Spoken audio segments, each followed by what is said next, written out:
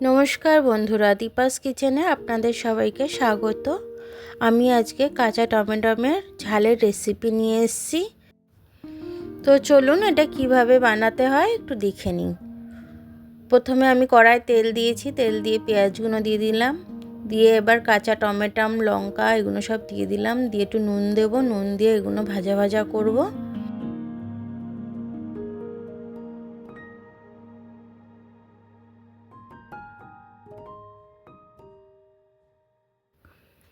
নুন দিলে এ থেকে জলটা বেরোবে, তার জন্য এটা আমি হালকা নাড়বো। নেড়ে আমি এর মধ্যে হলুদটা দেব, হলুদটা দিয়ে ভালো করে একটু কষে নেব।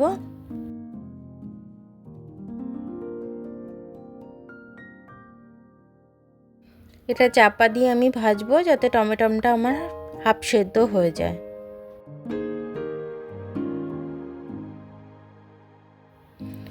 দেখুন এটা আমি পরিমাণ মতো একটু জল দেব, দিয়ে ভালো করে নেড়ে চেড়ে আবার চাপা দিয়ে দেবো।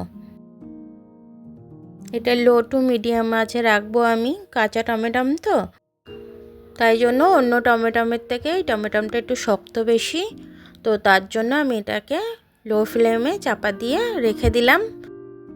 এবার দেখুন আমার টমেটোমের জলটা একটু কমে এসছে। এবার আমি টমেটোগুলো একটু ঘেটে দেবো, ঘেটে দিলে দেখতে সুন্দর লাগবে আর তরকারির স্বাদটাও ভালো হয়ে যাবে।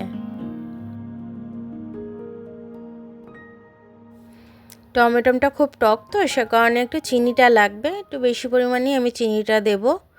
দিয়ে এবার আমি এটাকে নাড়বো ভালো করে, যাতে চিনিগুলো গলে যায় আর খুব ভালোভাবে আমার ব্যালেন্সটা হয়ে যায়, টক মিষ্টি ঝাল বেশ ভালো লাগবে খেতে আর কি। লঙ্কাটাকেও আমি ঘেটে দিচ্ছি তরকারির মধ্যে, যাতে ঝালটাও ব্যালেন্স হয়ে যায়, যাতে খেতে খুব সুন্দর লাগে। তরকারির জলটা একটু কমে আসলে আমি এটা নাবিয়ে দেব। দেখুন আমার টমেটোমের ঝালটা কিন্তু হয়ে গেছে, আমি নাবিয়ে নিয়েছি। কত সুন্দর দেখতে লাগছে দেখুন। এটা কিন্তু গরম গরম ভাতের সাথে মেখে খেতে খুব সুন্দর লাগবে। আপনারাও বাড়িতে একবার করে দেখবেন এরমভাবে, খুব ভালো লাগবে। যদি এরম সিম্পল রেসিপি চান তাহলে কমেন্টস করে আমাকে জানাবেন, এরকম সিম্পল রান্না তাহলে আমি আপনাদের বানিয়ে দেখাবো।